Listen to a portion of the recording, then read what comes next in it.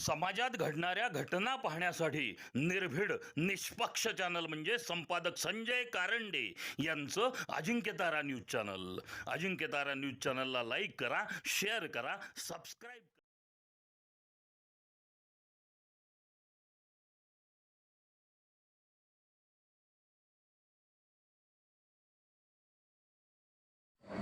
परंतु ह्या वेळेस अण्णाभाऊसाठी जयंती समितीच्या अध्यक्ष आमच्या ज्यावेळेस महिला झाल्या त्यावेळेस मी तसेच वैभव गायकवाड हे सर्किट हाऊसला आम्ही एकत्र येऊन या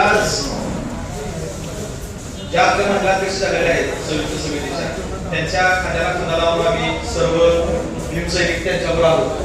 आणि मला एवढं सांगायचं आहे, परंतु आम्ही कुठला विचार केला नाही. अण्णाभाऊ साठे समितीच्या ज्यावेळेस कार्यक्रम होत होते त्यावेळेस प्रत्येकाने विरोध केला, दुसरी समिती स्थापन केली. मला एवढं सांगायचं आहे, तुम्ही अशा पद्धतीनं वागणे चुकीचं आहे.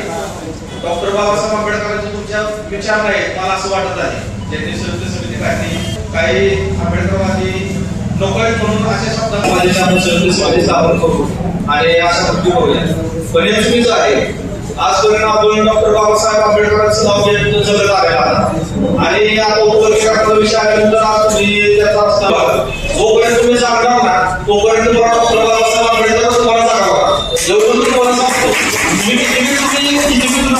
काय केलं तरी डॉक्टर बाबासाहेब आंबेडकरांशिवाय कोणालाच पर्याय नाही.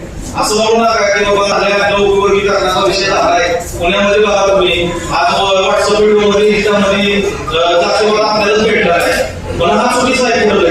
एवढं तरी या गोष्टी थांबल्या पाहिजे. अशा पद्धतीने आंबेडकरी विचारांच्या पद्धतीने आपण गेलो तर 100% आहे आणि आम्ही कुठल्या गोष्टीला सरळ नाही. आम्ही खांद्याला तुमच्यावर आहे असणार आणि राहणारच. कारण आमच्या डोक्यात डॉक्टर बाबासाहेब आंबेडकर आहे.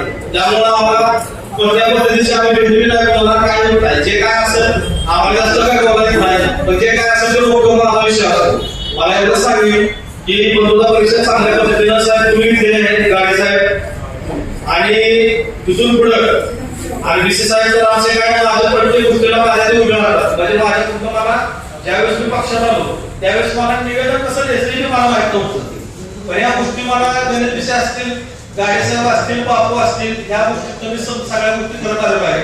त्यामुळे जातीभेद बाजूला ठेवा आणि त्या पद्धतीने नका जाऊ. ज्या पद्धतीने आपण चळवळ उभी केलेली आहे चांगल्या पद्धतीने साताऱ्यात काम करू एवढंच करूया. माझे वडील बिहारमध्ये होते, त्यांनी मला सांगितलेले आहे की तू आयुष्यामध्ये निळा झेंडा कधी सोडू नको. तू निळा झेंडा धरूनच तुझं कार्य करत राहा. कारण डॉक्टर बाबासाहेब आंबेडकर ताकद जी पुढची विरोधक आहे त्यांना चांगल्या पद्धतीने माहिती आहे.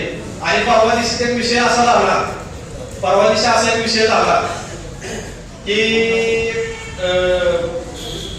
एक विषय आमच्या कामावर आला की बाबा एक कार्यकर्ता आहे तो अशा पद्धतीने बसलेला आहे, परंतु त्याच्या गळ्यामध्ये निळा झेंडा आहे आणि निळी पट्टी आहे.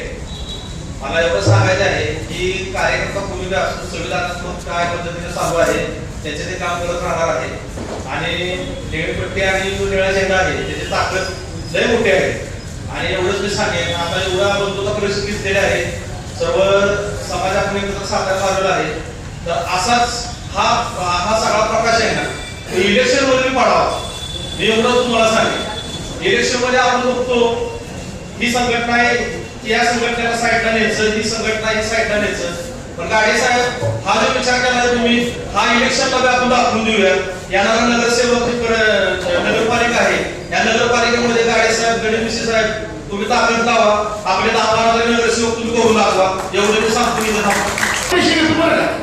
तुम्हाला फ्रेश करण्यासाठी मी पैसे घेतो. अतिशय कमी शब्दामध्ये मी गमतीशीर एक भाव म्हणून बोलणार आहे आणि भावाला माफ करा. बंधुत्वाला तुम्हाला एक उदाहरण देतो. 1993 साली एक फोटोग्राफर ब्रिटनवरनं दक्षिण आफ्रिकेमध्ये फोटो काढायचा केला जातो आणि त्याला असा एक फोटो पाहिजे असा असतो की त्याला त्या देशामध्ये पुरस्कार मिळत त्या फोटोला आणि त्याला 3-4 दिवसाला मिळतो.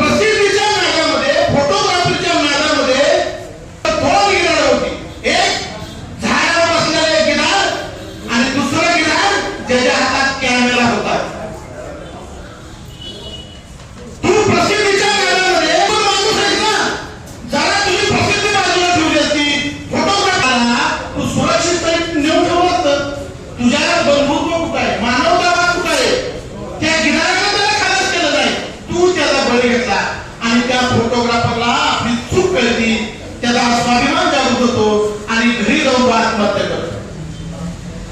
हे बंधुत्व आहे.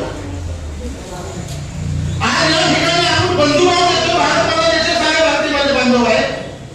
1947 पासून स्वातंत्र्यापासून संविधान भावाला राहिला असतो तर हा देश ताब्यात आला असता.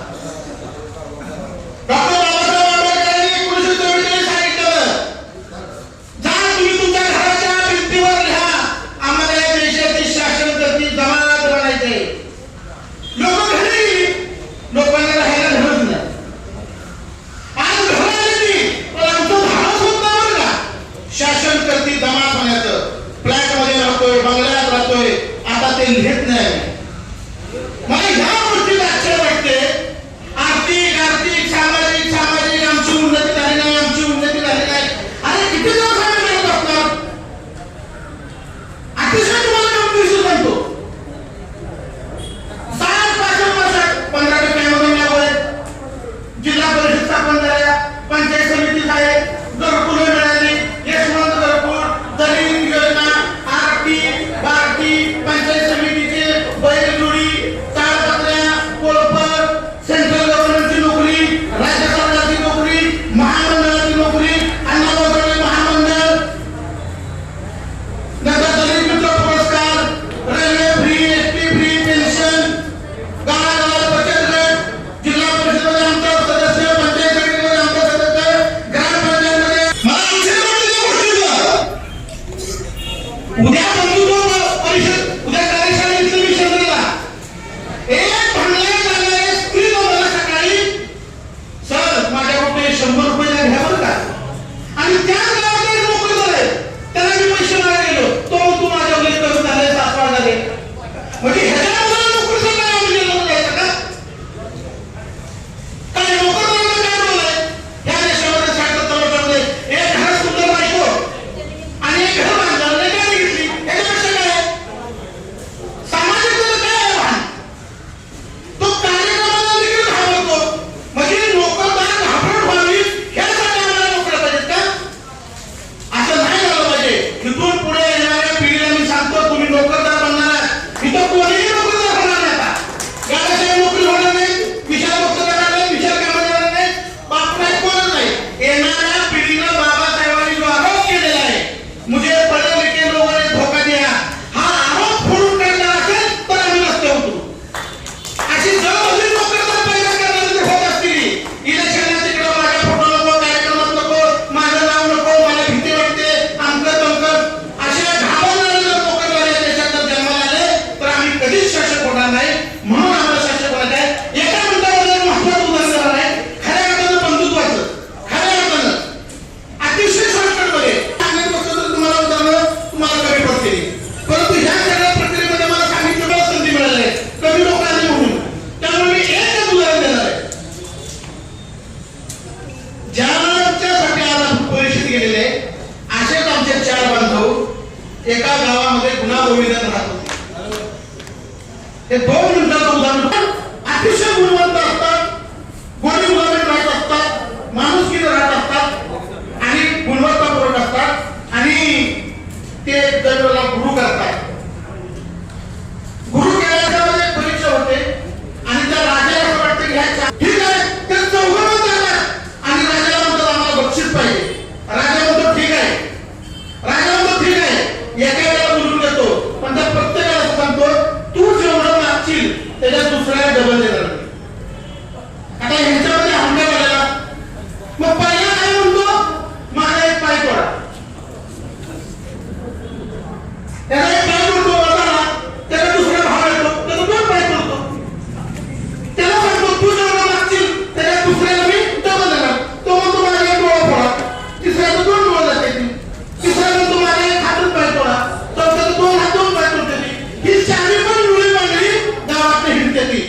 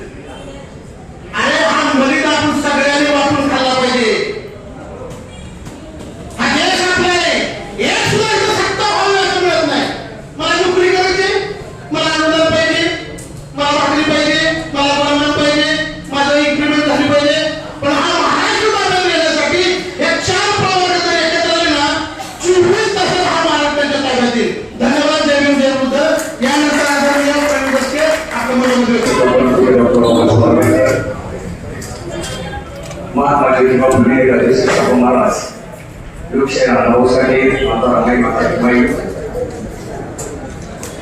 विचार करत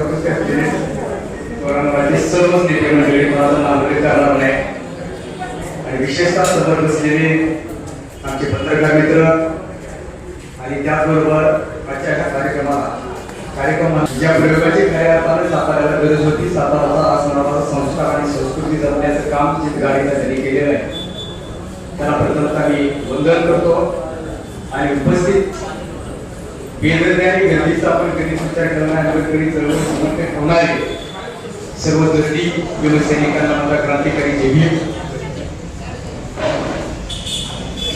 सगळ्यात सुरुवातीला मी पहिल्यांदा आजच्या दिवसाच्या निमित्तानं आदरणीय दिवंगत रासू गवळी साहेब यांच्या स्मृतिदिनानिमित्त त्यांना अभिवादन करून एकाच वाक्यात त्यांच्याबद्दल बोलायचं झालं तर अमरभाऊ बाबासाहेबांच्या नंतर देशभरामध्ये जेवढे काय आपले शासनकर्ते क्रमांकाचा उल्लेख केला त्याच्याची आमदार खासदार झाले, त्याच्यामध्ये संसदीय कामकाजाचा गाढा अभ्यासक, संविधानाचा गाढा अभ्यासक म्हणून जर कोणाचं नंबर 1 ला नाव घेतलं जाईल की ज्यांचं मार्गदर्शन सत्तेत असणाऱ्या आपल्या बड्या नेत्यांच्या पोरांना मुलींना लाभलं की जशा अकॅडमिक क्लासेस असतात असे संसदीय कामकाजाचे क्लास रासू गवळी साहेब होते आणि त्यांच्या हाताखाली बड्या दिग्गज नेत्यांची मुलं जी आता दुसऱ्या पिढीत आज खासदारांचा मुलं आहे हे काम करत होतं. एवढा मोठा आवाज असणारा नेता आदरणीय रासू गवळी यांना पुन्हा एकदा मी आणि मी आवर्जून अमरभाऊ निघाले त्याला माहित नाही पण त्याला कारणीभूत असणारी 2 माणसं इथे साक्षीदार आहेत. हे आशिष शाहीर अमरभाऊ आणि घरात बसले जातात ते पार पोळके. या 3 माणसांनी 11वीत असताना मला हाताला धरून उचलून आणलं आणि बाबासाहेबांच्या नावाला मी सुरुवातीला सांगितलं माझं चांगलं झालं की वाईट झालं मला माहित नाही की तुम्ही शोधायचं आहे, पण आता जर मी प्रामाणिकपणे जर बोललो असेल हे मी व्यक्त झालो असेल की खरी बाजू मी आजपर्यंत माझ्या 20-25 वर्षाच्या सामाजिक चळवळीच्या कार्यात कधी बोललो नाही. आज मी प्रत्यक्ष सांगतो की मला पहिल्यांदा त्या 3 माणसांनी शाहिरी परिषदेचा साधा कार्यक्रम होता आरपीआयच्या शाखेचं उद्घाटन डायरेक्ट उचललं की मला तालुका कार्यक्रम, कारण त्या कार्यक्रमात मी बाबासाहेब 11वीतला विद्यार्थी तिथं असणाऱ्या एका शाहिरानं आणि अध्यात्माचा आपला जो वारकरी होता त्यांनी त्या कार्यक्रमाच्या ठिकाणाबद्दल बोलले होते आणि त्याच्यात माझ्या डोक्यातला बाबासाहेब जागा झाला आणि त्याला मी तिथून सुनावला याच्यावर त्या मंडळी मला पुढे आणलं. असो सांगण्याचं तात्पर्य एवढंच आहे, जर तुम्ही मला घेऊन आलाय तर आज मी बरं बोलणार नाही खरं बोलणार आणि तुम्हाला ऐकावं लागतं. कारण मगापासून मी सगळ्यांची भाषणं ऐकतो, सगळे नेते जिल्ह्याचे सगळ्या चळवळीचे नेते, पण तो विषय आहे ना त्या विषयावर खरं बोलायला तो तयार आहे. शिका, संघटित व्हा, संघर्ष करा, न्याय समजा स्वातंत्र्य बंधुता, कारण कितला ऐकून बोलायचं पण आपणच, ऐकायचं पण आपणच, करायचं. या पार्श्वभूमीवर जोपर्यंत खरी भूमिका तुम्ही मांडत नाही तोपर्यंत संजय गाड्यांचा असणारा डोक्यातला हा विचार यशस्वी होणार नाही, नाहीतर तो आजच्या दिवसाचा फक्त निवेदन होणार आहे. खऱ्या अर्थानं आजच्या कार्यक्रमाचं निवेदन जे आहे त्या निवेदनावर आपण बोललं पाहिजे होतं, हे अपेक्षित होतं. असू द्या 2 शब्द इकडे तिकडे जातील, आपण सगळे एकमेकाच्या हातात आपल्याला बांधवर. मी आता सांगितलं त्या पद्धतीने 20-20 वर्ष 25-25 वर्ष काही तर मध्ये सोबत काम करणारे तर एकमेकाच्या विचाराची देवाणघेवाण आपल्या एकमेकाच्या समोर करण्याची लाज वाटायची कारण काय, मग ती विचाराची दांभिकता आहे. तुम्ही जर तुमच्या विचाराची देवाणघेवाण करण्यासाठी एकमेकांसमोर लाजणार असाल, घाबरणार असाल तर तुम्ही आंबेडकरवादी म्हणून घेण्यास लायक आहात का? छान छान बोलणारे, पब्लिकला खेळून ठेवणारे वक्ते भरपूर आहेत, पण जी खरी समाजाला आवश्यकता आहे, ज्या विचारांची आवश्यकता आहे ते विचार देण्यासाठी घाबरणारा कार्यकर्ता आंबेडकरी चळवळीचा नेता होऊ शकत नाही. मित्रांनो, त्या एकीकरणाच्या बाबतीत आपण बोलतोय, परंतु मी आता स्पष्ट बोलणाऱ्या विषयाला हात घालतो. कारण आता जो विषय तो नवीन आहे. बाबासाहेबांना सुद्धा आज सामोरं जावं लागलं या विषयाला. त्या ऐक्याच्या भूमीने 1935 नंतर बाबासाहेबांनी केलेल्या घोषणेनंतर ठेवल्याच्या बाबासाहेब एका समाजाचं स्वप्न काम करतायत असा बाबासाहेबांचा आरोप झालेला आहे. आणि या आरोपाचं खंडन करण्यासाठी पुण्यामध्ये झालेल्या मातंग समाजाच्या परिषदेमध्ये बाबासाहेबांना उत्तर द्यावं लागले. बाबासाहेबच्या पुण्याच्या सभेमध्ये उत्तर देताना सांगतायत आणि ही ऐका हे उत्तर देताना पुरावा सापडायचं देत आहे. त्यामध्ये बाबासाहेब म्हणतात सगळं काही वाहिलेली हे 2 तिथले बाबासाहेबांचे आकडे कार्यकर्ते त्या सभेचे नियोजक. त्याला बाबासाहेब दिसून सांगतायत एक म्हणजे आठवत नाही काय तिथे गेला काय म्हणते की म्हणे कुठे गेला काय हे लहान सुद्धा गेला ते लहान सुद्धा गेला म्हणलं तरी मला हरकत नाही. पण त्या मास्टरच्या नादी लागू नका बाबासाहेबांनी इशारा दिला. रायटिंग अँड स्पीचेस वाचला असेल तर तुम्हाला असेल.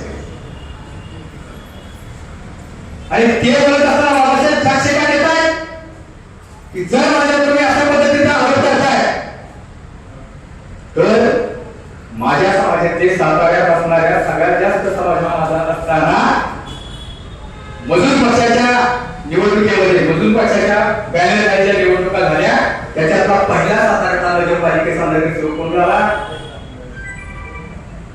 कुणाला माहित असेल सांगा. मोकळ्या गप्पा नाही मारायच्या, चर्चा करायची. बाबासाहेबांच्या पक्षाच्या बॅनरवरती पहिला नगरसेवक साताऱ्यात झालाय. चळवळीच्या गप्पा मारल्याबरोबर ही गोष्ट जर आपल्याला माहित नसेल तर बाबासाहेबांचा आपण नाव घेऊन घसा कोरडा करण्याची आवश्यकता आहे का? रामखंडे म्हणून आपला नगरसेवक झाला पहिला साताऱ्यात. चर्मकार समाजाचा रामखंडे झाला. नव्या पोरांची चूक नाही टाक्या. ज्या त्या ठिकाणी कॉलेजमधल्या लायब्ररीतले पुस्तकं घरात आणून शोके सजवायची, बुद्धीचा मान करायचा, चळवळीच्या कार्यकर्त्यांच्या पुढे येऊन त्यांना अस्पृश्य समजायचं. पण तुमची जबाबदारी होती म्हणून बाबासाहेब म्हणाले जबाबदारी आहे ही जबाबदारी असणाऱ्या लोकांनी त्यांचं काम सोपे बदलण्याचं काम केलं नाही. त्यामुळे घराचा नाही अशा नव्या पिढीला ह्या गोष्टी माहीत नाही. त्याचं कारण नाही आहे. त्याच्यानी वाचायला पाहिजे होतं. काही जणांनी वाचलं पण वाचलं आणि स्वतः ठेवलं. बोलण्याचं काही खालच केलं नाही किंवा बोलण्यामुळं काय होऊ शकतं हे त्याच्या लक्षात आलेलं असावं. बाबासाहेबांनी पुण्याच्या परिषदेमध्ये साताऱ्याचं उदाहरण देतायत आणि सांगतायत ही जर गोष्ट 17 वर्षानंतर साताऱ्याच्या कार्यकर्त्यांना माहित नसेल तर साताऱ्याची चळवळीची दिशा कुठल्या दिशेने आहे. बाजूला असणारी समिती आणि उपयोगकांच्या विरोधात असणारी समिती ह्या दोन्ही आमची आहे. फक्त याच्याची जोडी आहे ती जोडी आहे ती अज्ञानाची आहे.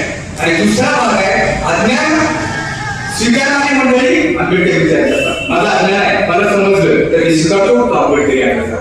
परंतु माझा अज्ञान आहे मला कुठल्या तरी अनेक मंत्राला लोकांना माझ्या घातले पण ते स्वीकारलं नाही तर ते आंबेडकरला आवडणार होऊ शकत. आणि अशा आवाजाने बाहेर आलं हा देश आणि हा महाराष्ट्र उपयोगाच्या माध्यमातून नाचण्याचे काम चालते. हे जर आपल्याला ओळखता आलं नाही तर खूप दुर्दैवाची गोष्ट होईल.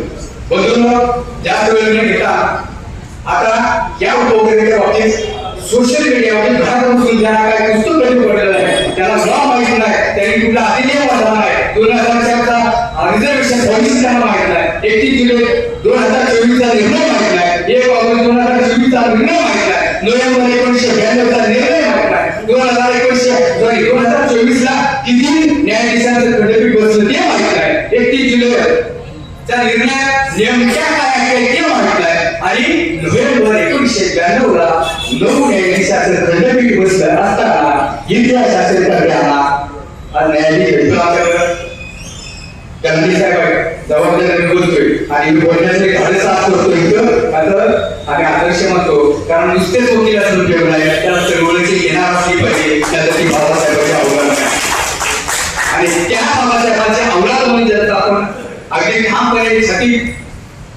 म्हणजे आपली छाती फुगते असं वकील म्हणून नाव घेण्याचा एक हिंमत होते, कारण चुकलं पाठी ठाप टाकून हे चुकीचं आहे, त्याच्यात सुधारणा करा, सांगणारा आमचा कोणतरी पाठी राखा, एक कायदे करते ही आम्हाला गोष्ट अभिमानाची.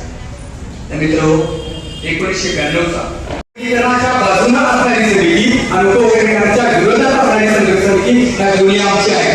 फक्त याच्यात ती जोडी आहे, ती जोडी आहे ती अज्ञानाची आहे. आणि दुसरा भाग आहे अज्ञान स्वीकारणारी मंडळी आंबेडकर विचारायचं. माझं अज्ञान आहे, मला समजलं तर मी स्वीकारतो तो आंबेडकरी आहे. परंतु माझं अज्ञान आहे, मला कुठल्या तरी अनादी मंत्राला लोकांत माझ्या घातलंय, पण ते स्वीकारलं नाही तर ते आंबेडकरच्या आवाजाला बसू शकत नाही. आणि अशा आवाजाने बाहेर असताना हा देश आणि हा महाराष्ट्र उपवर्गाच्या माध्यमातून नाचण्याचे काम चालू आहे. शेत आपल्याला ओळखता आलं नाही तर खूप दुर्दैवाची गोष्ट होईल.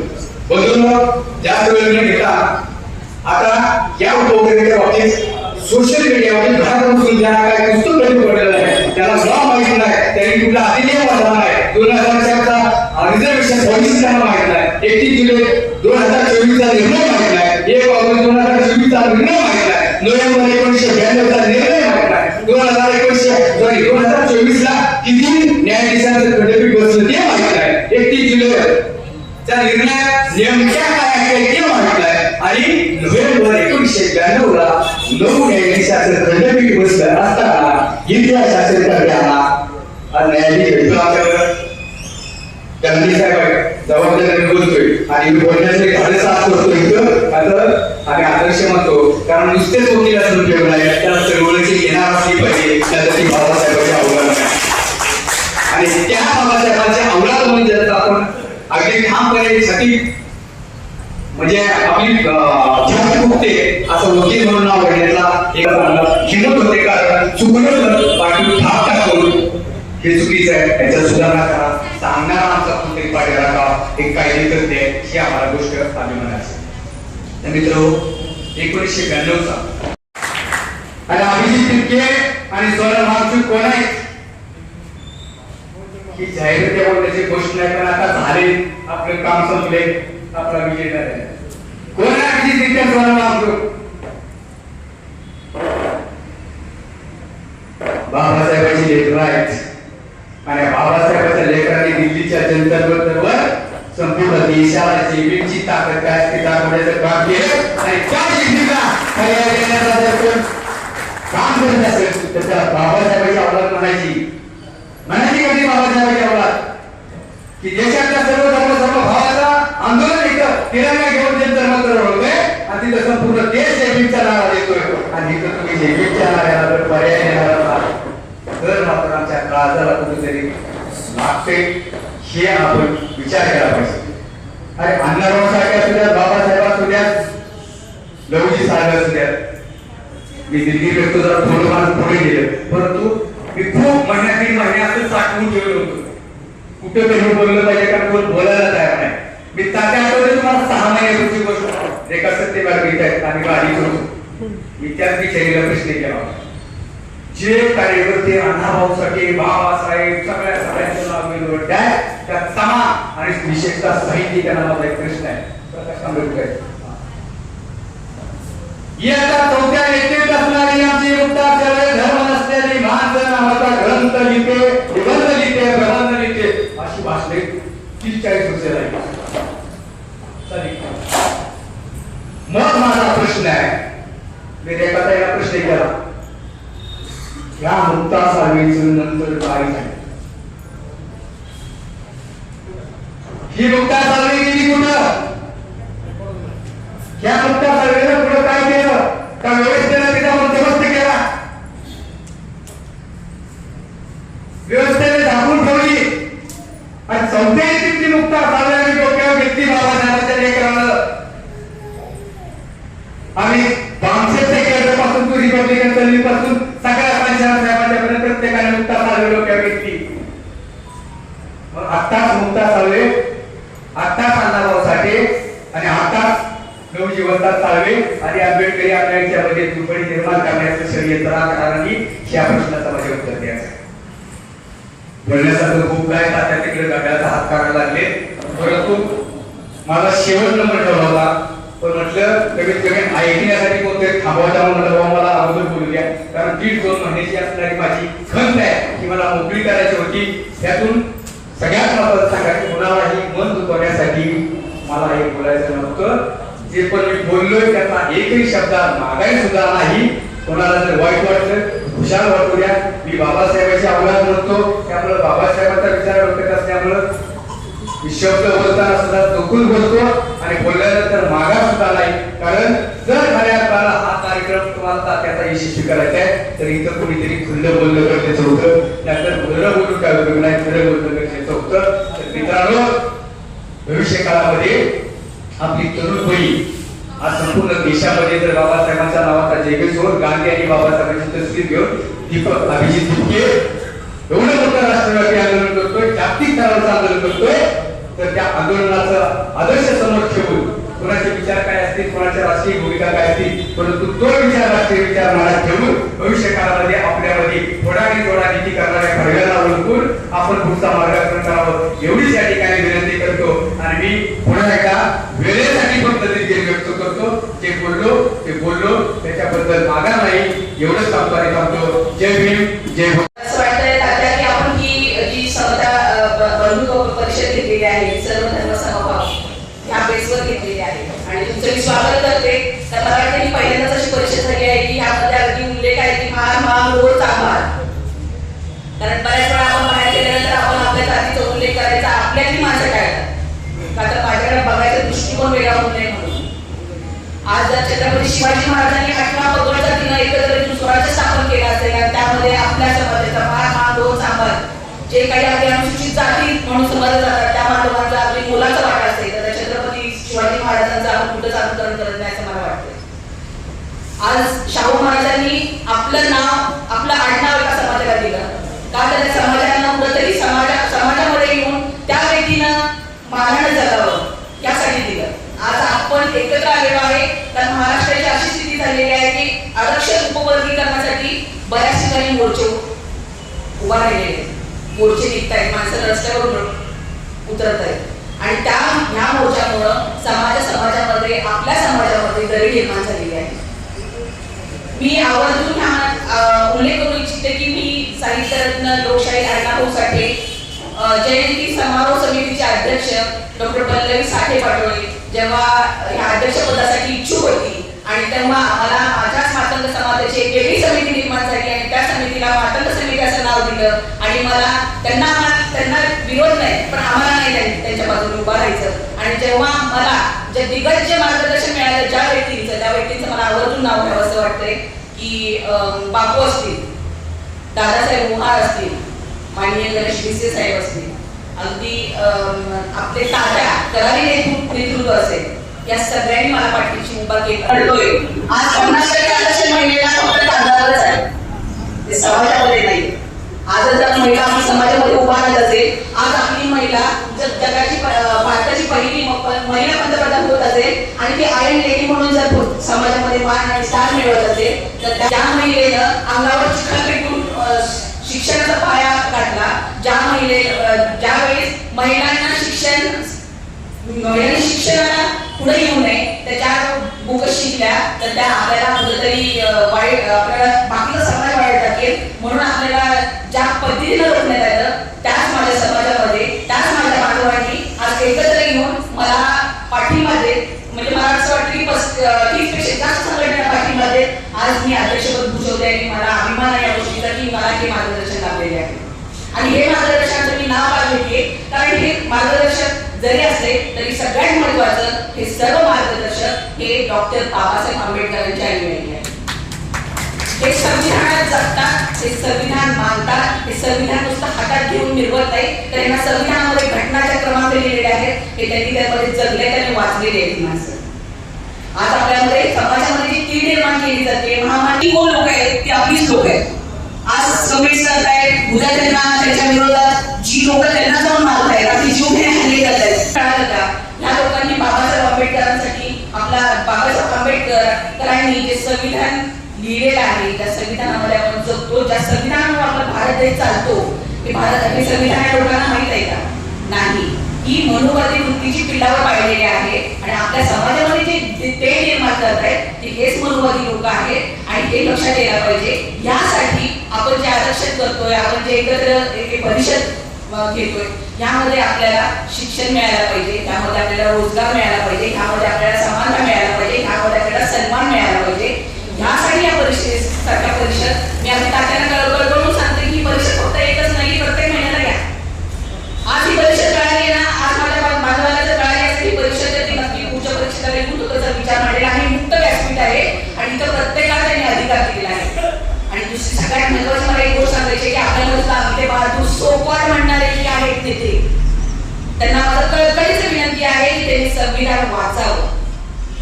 समाजामध्ये ते निर्माण करताय, तुम्ही जर निळ्या झेंड्याखाली जाताय, तुम्ही पिवळ्या झेंड्याखाली जाताय, मी म्हणते मी संविधानाच्या बरोबर आहे, मी माझ्या तिरंग्याच्या खाली आहे आणि माझा तिरंगा डॉक्टर बाबासाहेब आंबेडकरांवर आहे आणि माझा तिरंगा आणि माझा भारत डॉक्टर बाबासाहेब आंबेडकरांच्या संविधानाचा आहे.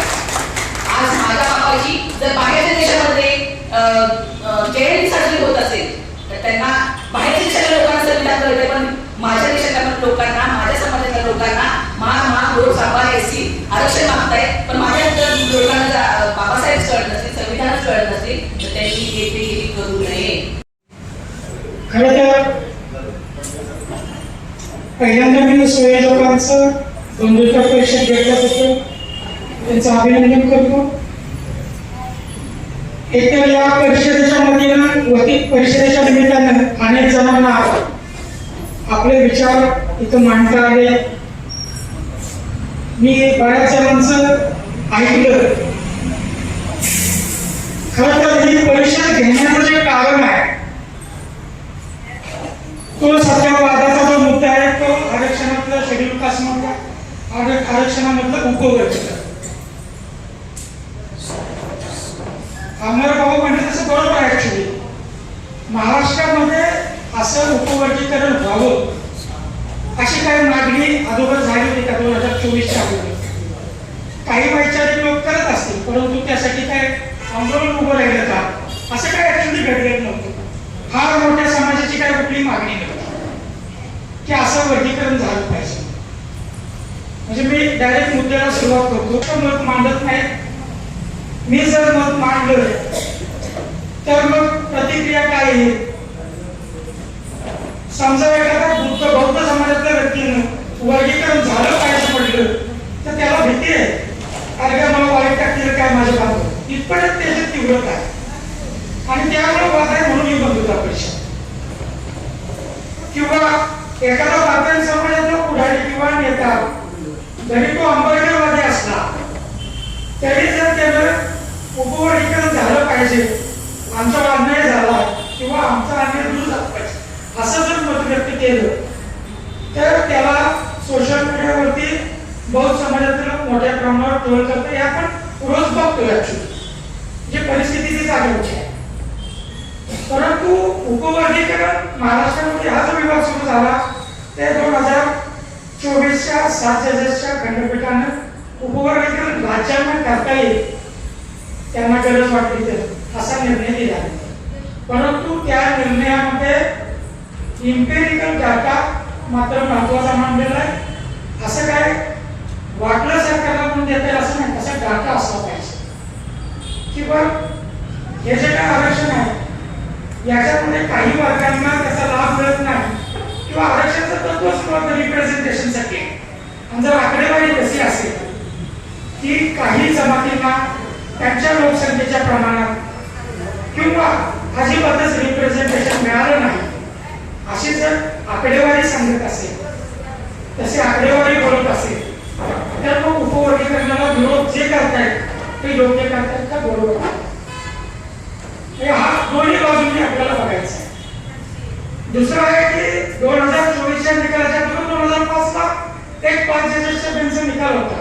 त्याच्यामध्ये त्यांनी असं हा एससीआर एक प्रवर्ग मांडला, याच्यात उपवर्गीकरण करता येणार अशा पद्धतीचा निकाल 2005ला होता. 7ला तो बदलला गेला, 6-1 असं होतं तो बदलला गेला 2024. पण त्याच्यामुळं किंवा उपवर्गीकरण झाल्यामुळं शेड्यूल कास्ट मध्ये दडी पडेल, त्याच्यामुळे असं व्यक्तिगतरित्या मला वाटत नाही. त्याचं कारण आहे, याचं कारण याच्यासाठी आहे कारण हा जो शेड्यूल कास्ट वर्ग आहे सगळ्यांनी अस्पृश्यतेचे चटके ज्यांनी कमी अधिक प्रमाणात एखाद्या जातीने कमी खाल्ले असतील, एखाद्या जातीने जास्त केलं असेल, जास्त सोसावे लागले असतील, परंतु ह्या सर्वांनी अस्पृश्यतेचे चटके सोसलेला हा वर्ग आहे शेड्यूल कास्ट. आणि तो आजपर्यंत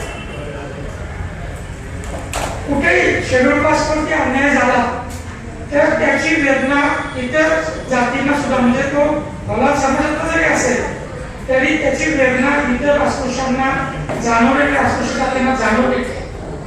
असं नाहीये की तो माझ्या जातीचा म्हणून आम्ही त्याच्यासोबत किंवा मला सोडून ज्या जाती आहेत त्यांना असं वाटत राहिलेलं आहे की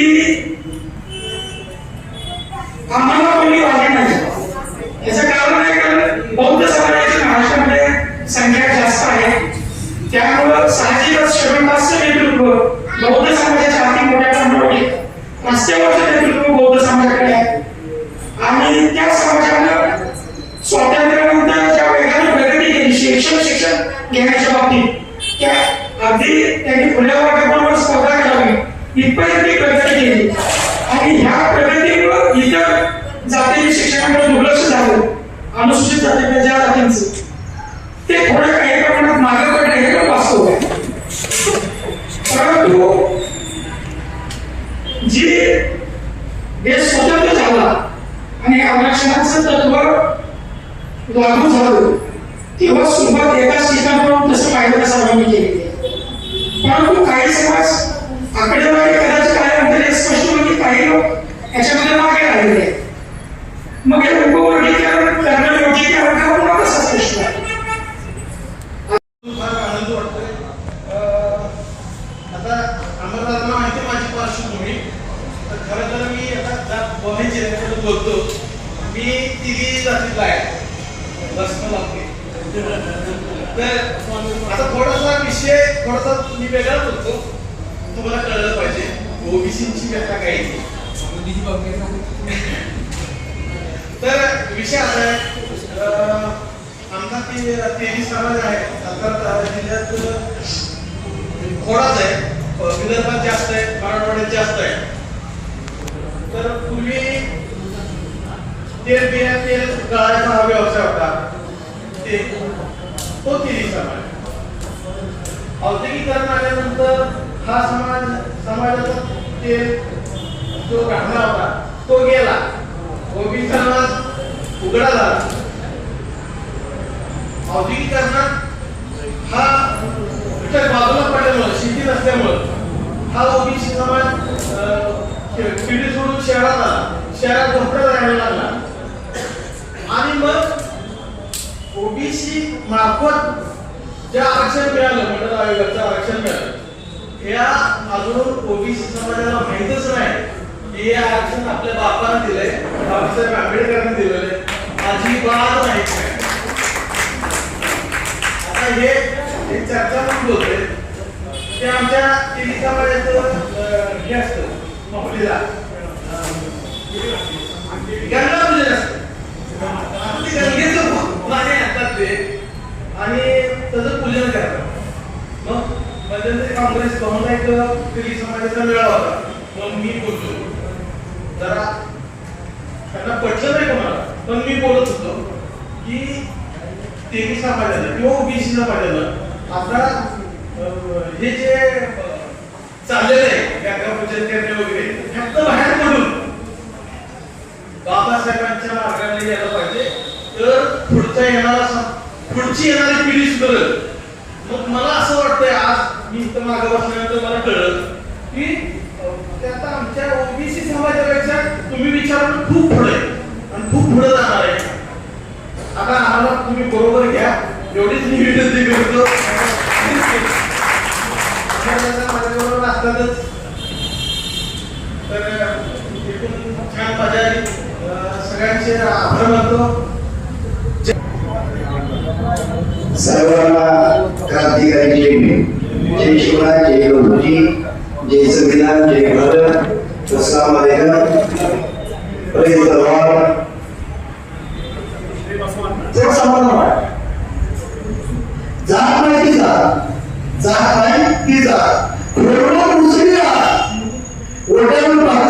डोळे काढणारे असतील आमच्या की मनोवाल्यांना प्रत्यक्षपणे तेव्हा आम्हाला दिलेली धमकी आहे त्याचं आम्हाला कधी आकलनच झालं नाही.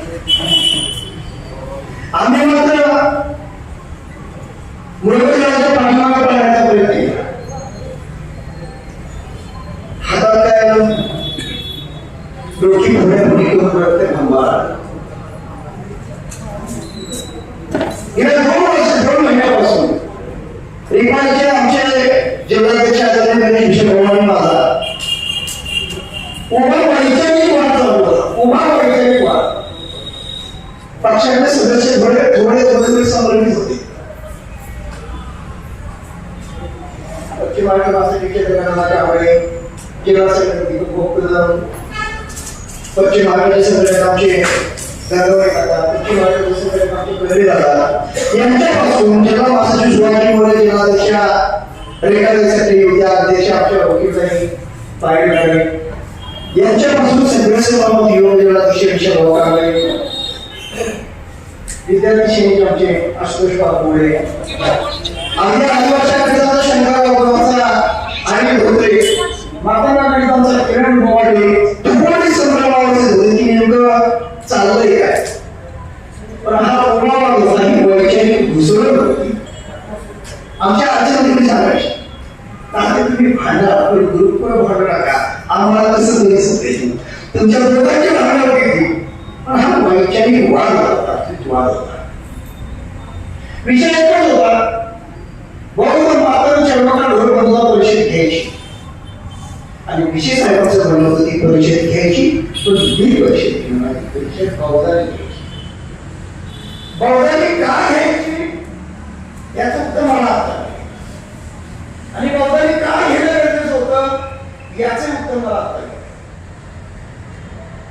2007 साली शिवरायांच्या भव्य पुतळा मला अटक झाली आणि ऍडव्होकेट राजेंद्र गगने नावाचा व्यक्ती आमच्या जीवनामध्ये आला आणि खऱ्या अर्थाने दादा जीवनाचं सोनं झालं. याचं त्या जन्मसंजयकडे वेगळा होता. राजकीय सामाजिक शैक्षणिक आणि सार्वजनिकरित्या माझ्यापेक्षा वयाने 8 वर्ष लहान आहे. मात्र आजही ते दोस्त आहेत आजही ते मार्गदर्शक आहेत आणि त्यांच्या मार्गदर्शनामुळे साधिकवांच्या मार्गदर्शनामुळे खऱ्या अर्थानं कुणाची डोळे उघडले मला माहित नाही पण माझे मात्र डोळे उघडले की आपली छाती ढोकून पाहिजे. प्रवीणला एक मत व्यक्त केलं. प्रवीण थोड्या महिन्याची भरास बाहेर काढली. हा मोठ्या वैचारिक घुसळण झालं आणि याच्यातून एकच मध्य साधला गेला.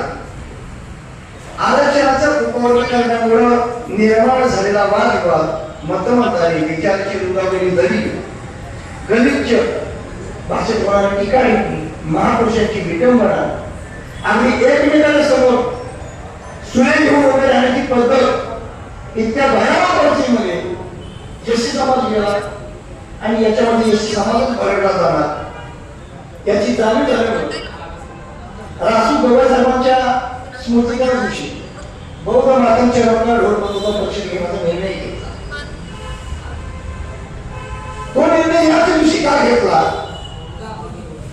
कारण आजही देशामध्ये त्याहीपेक्षा महाराष्ट्रामध्ये आरक्षणाच्या औपचारिकरणाचा मुद्दा निघाल्यानंतर गवई घराण्यांना शिवी न देणारा एक तरी बौद्ध मला असं दाखवा की त्यांनी गवई घराण्याला शिवीगाळ केलेली नाही गवई घराण्यावरती टीका केली. मुद्दा एकच रासू गवई साहेबांचे चिरंजीव भारतीय देशाचे सर्वोच्च न्यायालयाचे सरन्यायाधीश सन्माननीय भूषण गवई साहेबांनी आरक्षणाचा मुद्दा डायसवर आणला आणि हा बौद्ध नाहीच हा माणूस आहे यालाच आमचं वापर केलं. ही भावना बौद्ध समाजाच्या मनामध्ये हळूहळू रुजवायला लागली. वकील साहेबांनी सांगितलं 782 डायसचा हा निर्णय दिलेला होता. तो पटलावर गवई साहेबांनी घेतला कारण ते भारत देशाचे सर्वोच्च न्यायालयाचे न्यायाधीश होते खंडाच्या निर्णयाचे. गवई साहेबांनी हा पटलावर निर्णय घेतला असता तर दुसऱ्या कुठल्या तरी सरन्यायाधीशावर घ्यावा लागला असता कारण तो पटलावर विषय आहे. मात्र आपल्याला कमी अमरावती, विदर्भ, मराठवाडा, नागपूर, खानदेश या भागामध्ये गवळी परिवाराची ठिकाणी टिप्पणीकरांची इतकी मोठी फौज तयार झाली की त्याच्यामध्ये आमचे राष्ट्रीय नेते माननीय डॉक्टर राजेंद्र गवळी साहेबांनाही सोडले गेले नाही. तो तर माणूस कोणाच्या वाळक्या पाल्यावरती सुद्धा पाणी न देणार माणूस, कुणालाही आवाजच्या भाषेत सुद्धा बोलणारा माणूस. मात्र बाबासाहेब आंबेडकरांचा ओरिजिनल पक्ष माझ्यात नाही आणि त्याचं तत्व पालन करणं माझी नैतिक जबाबदारी आहे. एवढ्या वेळ होती हातात काहीही न पडलं तरी राज्यामध्ये रिपब्लिकन पार्टी ऑफ इंडिया जोमाने चालवणारे डॉक्टर राजेंद्र गवळी साहेब त्यांनाही टोळ केले गेले आणि माणूस आपल्यातून निघून गेला. तो किती वाईट असला ते त्याच्याबद्दल चांगलं बोललं जातं म्हणजे आदरांजली श्रद्धांजली वाहण्यासाठी. मात्र मृत्यूनंतरही ज्यांच्यावरती बेभान विरोधकांनी विषयाने घालून केले, टीका केले, ते आमचे दिवंगत माजी राज्यपाल राष्ट्रपती दादासाहेब गवळी यांच्या जन्मदिन साकारण्याचा निर्णय घेतला. एखादा माणूस मोठा झाला, 3 राज्याचा राज्यपाल झाला म्हणजे तो माणूस विसरला असता तर दीक्षाभूमीचा विकासक म्हणून अभिमानाने दीक्षाभूमीच्या बाहेर त्या माणसाच्या नावाची पाठी लागली नसती, ज्या पाठीवरती नाव आहे माननीय रासू गवळी साहेब. आपली व्यवस्था विसरला होता त्या माणसानं भूमिसारखी भूमी योजना कदापि लागली नसती. कारण आमच्या भारत देशाची संस्कृती ही सांगते कसं त्याची जमीन राहील त्याचं राहील त्याचं घर, कसं त्याची जमीन नसत त्याचं काय, ज्याला काहीच नाही त्यासाठी असं करायचं आम्ही. त्यामुळे बाबासाहेब भूमी योजना काढली, लाखो लोकांना त्याचा फायदा झाला कारण तो माणूस जातीमध्ये बंदिस्त झालेला. हा त्यांचा दोष आहे का? भूषण गवळी साहेबांनी राजू गवळी साहेबांच्या परिवारामध्ये जन्म घेतला, हा त्यांचा दोष आहे. मात्र अवघ्या महाराष्ट्रामध्ये गवळी साहेबांनी इतकी टीका टिप्पणी करावी लागली पण आपल्या देशात टीका टिप्पणी केली जात होती. प्रत्यक्ष वंचित बहुजन आघाडीचे सगळे सदस्य प्रकाश आंबेडकर, बाबासाहेब आंबेडकरांनी सुद्धा डॉक्टर राजेंद्र गवळी साहेबांवरती, रासू गवळी साहेबांवरती, भूषण गवळी साहेबांवरती टीका केली. आम्ही त्याच्यावरती भूमिका घ्यायचा निर्णय घेतला. मात्र माननीय डॉक्टर राजेंद्र गवळी साहेबांनी सगळ्या कार्यकर्त्यांना व्हिडिओ कॉन्फरन्सवरती होऊ शकतं सूचना दिल्या. बाबासाहेब आंबेडकर हे फक्त वंचित बहुजन आघाडीचे नेते आहे, ते महाराष्ट्राचे नेते आहे, तर ते भारत देशाचे नेते आहे. डॉक्टर बाबासाहेब आंबेडकरांची नातं आहे. त्यांनी कितीही टीका टिप्पणी केली तर त्यांच्याप्रती कुणीही टीका टिप्पणी करू नये, त्यांना कुणी प्रत्युत्तर करू नये. ते आम्हाला आदरणीय आहे, वंदनीय आहे, श्रद्धेय आहे. त्या गोष्टीला आम्ही बदल घेतो. मात्र श्रद्धेय बाबासाहेब आंबेडकरांच्या नंतर ज्या काही भागात गवळी साहेबांची टीका करण्याचा प्रयत्न केला त्यांनी कधीही आपली उंची तपासली नाही, कधी आपलं वय तपासलं नाही, कधी आपला अनुभव तपासला नाही. आम्ही म्हणत एवढ्या एका वाक्यावरती गवळी साहेबांची टीका टिप्पणी केली जात असत तर आम्हाला आवर्जून सांगतो कधी कधी रक्ताच्या मार्गाचा सुद्धा बेमानगिरी करतात, मात्र विचारांचे मार्ग कधीही बेमानगिरी करत नाही. आम्ही डॉक्टर बाबासाहेब आंबेडकरांच्या विचारांचे खरं आहोत. त्यामुळं श्रद्धेय बाबासाहेब आंबेडकरांच्या व्यतिरिक्त कुठल्या भागाला गवळी घराण्यावर टीका टिप्पणी करण्याचा जर प्रयत्न केला तर हा संजय गाडे रिपब्लिकन पार्टी ऑफ इंडियाचा 7वा जिल्हाध्यक्ष जशा तसं उत्तर दिल्याशिवाय स्वस्थ बसणार नाही. त्याकडे हटवून पण फिरून बोलत जाऊ जे आमचं नाही ते आमच्या माध्यमाला लागेल. वकील साहेबांनी सांगितलं, साहेबांनी सांगितलं इम्पेरियल दाखला आहे का? अजिबात नाही. जातीयांच्या व्यापारात झाली का? अजिबात नाही. बदल समितीचा अहवाल सार्वजनिक केला का? अजिबात नाही. मात्र हरकती मागतोय तर बदल समितीच्या अहवालामध्ये काय आहे हे सर्वपक्षाला आपण हात घेऊ शकतो का? ते समजूच घ्यायचं नाही, हरकती मागतोय. आता आम्हाला एवढं नाही बदल समितीचा अहवाल हा माध्यमांना आरक्षण आहे, सर्वांना हरकती नोंदवली काहीच माहित नाही. आता जे भांडणांना भेटतोय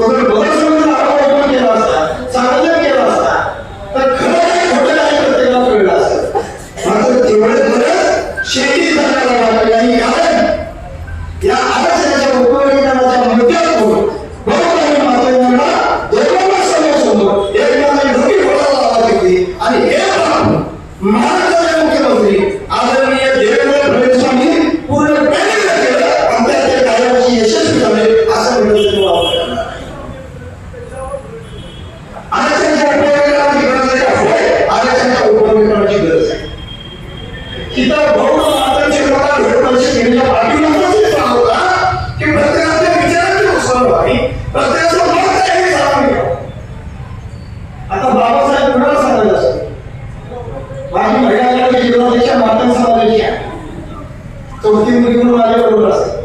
माझी मुलगी समोर बसते आणि पाय काढे. चौथी मुलगी माझी रेखाताई सत्रे, ही माणूस समाजाची आहे. ती माझ्या पक्षाची महिला आयोगाची जेव्हा देते, तिने हातावरती बाबासाहेब आंबेडकरांची सही करून दिली आहे. तिला आंबेडकरांना शिकवायचा. का माझी दुसरी मुलगी रोहिणी माने, जी सातारा तालुक्यात विषय महिला आयोगाची, जी चेअरमन समाजाची आहे, तिने हातावरती डॉक्टर बाबासाहेब आंबेडकरांची सही जर त्यासाठी धर्म मानत नाही तर मी जाती धर्म मानणारा, मी जाती बंदिस्त होणारा हा मला अधिकार कोणी दिला? आपण वास्तव स्वीकारायचं त्या जातीच्या चौकटात राहायचं याचा विचार उभा गरजेचं आहे. जसं वकील साहेबांनी सांगितलं, माझ्या जातीचं काहीतरी करायचं. हा आंबेडकर आहे. आंबेडकर याला म्हटलं जातं की माझ्या बरोबर जो खात्याचा माणूस आहे तो माझ्या बरोबर ती महिला असेल, पुरुष असेल, कुठल्या जातीचा असेल हे माहिती नाही, तो माझ्या बरोबर झाला पाहिजे. सामाजिक त्याला अधिकार भेटला पाहिजे. स्वातंत्र्य, समता, बंधुता, सामाजिक न्याय त्याला भेटला पाहिजे. ही भूमिका मान्य आंबेडकर. मात्र काही मात्र बोलले बाबासाहेब आंबेडकरांची समता विसरून RSSची समरसता स्वीकारली आणि उभा वाद मार्गामध्ये आला. मी जास्त गेला नाही. समता आणि समरसता याच्यामध्ये फक्त फरक आहे. समता याला संविधानिक आयाम दिला गेला, जी संविधानामध्ये समता प्रस्थापित झाली. मात्र RSSला समता मंजूर नाही, त्याला समरसता मंजूर आहे. समरसतेचा अर्थ असा होतो, काका घरी जेवायला आल्यानंतर, काका म्हणजे शेवटी जाण्याचा काका घरी जेवायला आल्यानंतर घरात जे काही सगळं असतं हे त्याला वाढायचं आणि घरातल्या प्रत्येक सदस्यानं उपाशी राहायची वेळ आली तरी नाही, माझा काका जेवला म्हणजे माझं पोट भरलं या अपेक्षेवरती समाधान मानायचं. याला समरसता म्हटली जाते.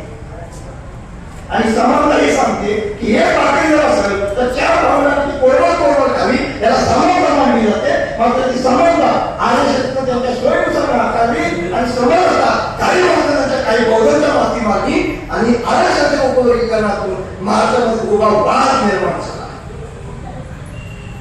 आणि हा वाद पुन्हा एकदा जबाबदारीने सांगतो, देवेंद्र फडणवीस यांनी सुरुवात केली. मेडिकल डाटा गोळा झालेला नाही, जाती नियोजन झालेलं नाही, प्रदर्शनचा आवाज सार्वजनिक केलेला नाही. हा कधी काय त्या सांगितलं नाही, पण मी RSSचं उपवर्गीकरण करणार, सर्वोच्च न्यायालयाने हा निर्णय मी तरतूद करणार असा अर्धवट करून संभ्रम निर्माण केला आणि उद्या भारतामध्ये वाद निर्माण झाला. म्हणत मंगली गेली आणि दुर्गंध मनाला एकसंग करण्यासाठी या बंधुता परिषदेचं आयोजन झालं.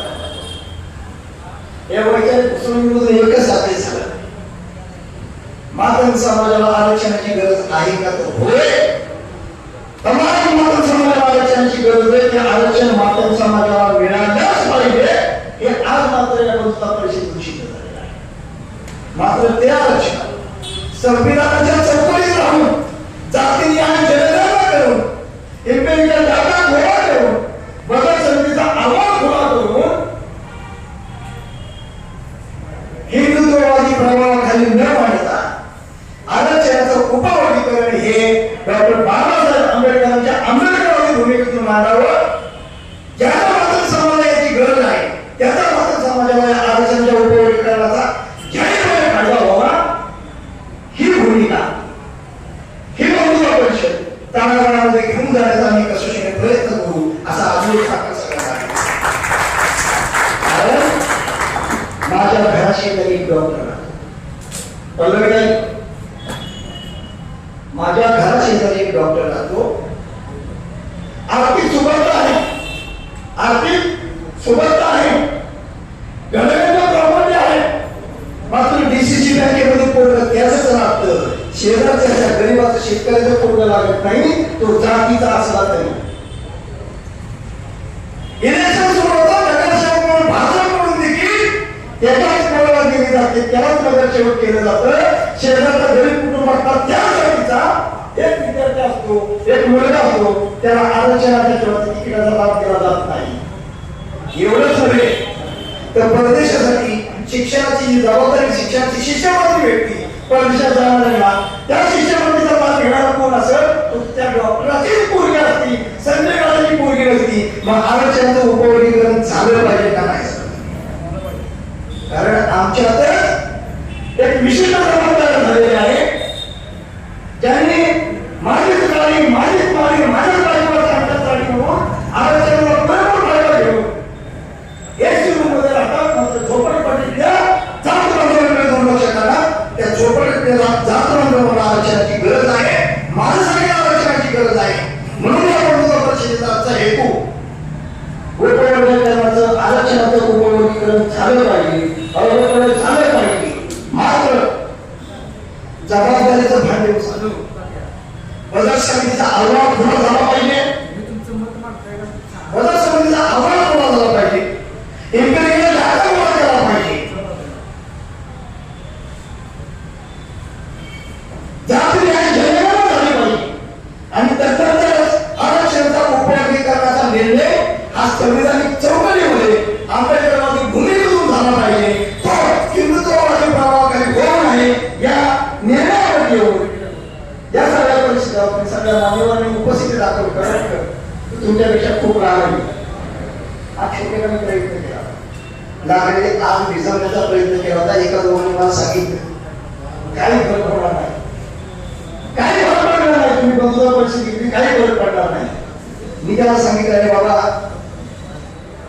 आग लागली चिमणी तोंडामध्ये पाणी घेऊन जाऊन ती भिजवती तोंडामध्ये पाणी घेऊन चिमणी जाऊन भिजवती एवढे पक्षी तेव्हा नव्हतं की तुझ्या या पाणी होतं ती काय आज विघणार आहे का तेव्हा ती चिमणी सांगते की जंगलामध्ये लागलेली ही आग आहे ही माझ्या प्रयत्नाने भिजल की नाही मला माहित नाही पण मी प्रयत्न जर केला पाहिजे यासाठी त्या आगीमध्ये जर मिळेल तर आग विझवण्यासाठी प्रयत्न केल्यामध्ये माझी नोंद दिली जाईल गडबड केल्याची नोंद होणार नाही म्हणून रिपब्लिकन पार्टीच्या वतीने आठवड्याने प्रयत्न केला की सगळ्यांना बरोबर साथ दिली धर्मप्रसाद पक्षाचे सगळेच पदाधिकारी नाममध्ये करणार नाही आमच्या दीपक जाधवापासून सगळ्या पदाधिकारी आमचे तालुकाध्यक्ष दत्तात्रय सावंत आहेत सगळ्यांच्या कार्यक्रमासाठी परिसर आमचे बाबूशेठ आहेत त्यांना म्हणजे आपण दोन शब्द व्यक्त करतो मी बोलणार नाही या कार्यक्रमाला विविध पक्ष संघटनेचे अशोक बापू गायकवाड आपले तब्येत बरोबर नसल्यामुळे येऊ शकले नाही मला मेसेज दिला मात्र त्याचे पदाधिकारी आले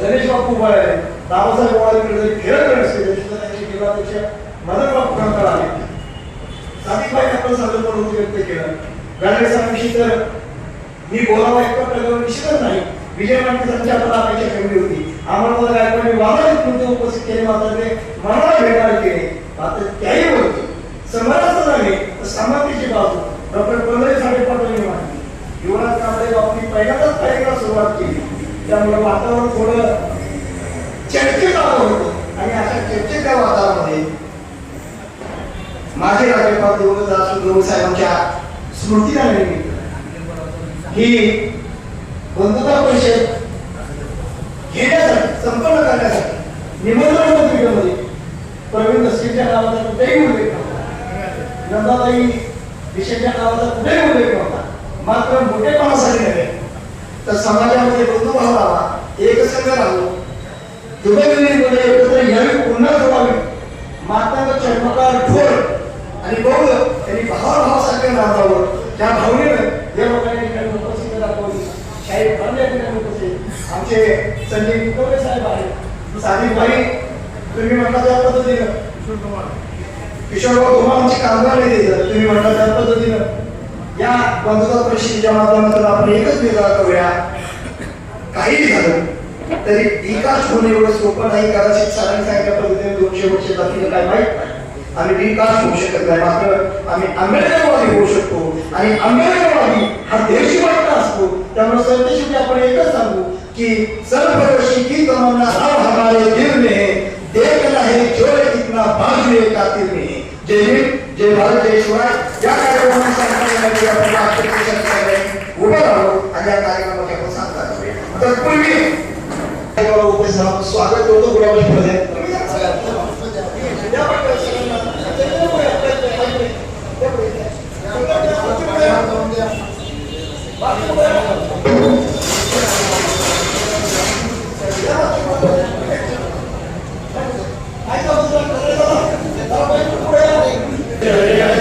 भारत भाग्य विधाता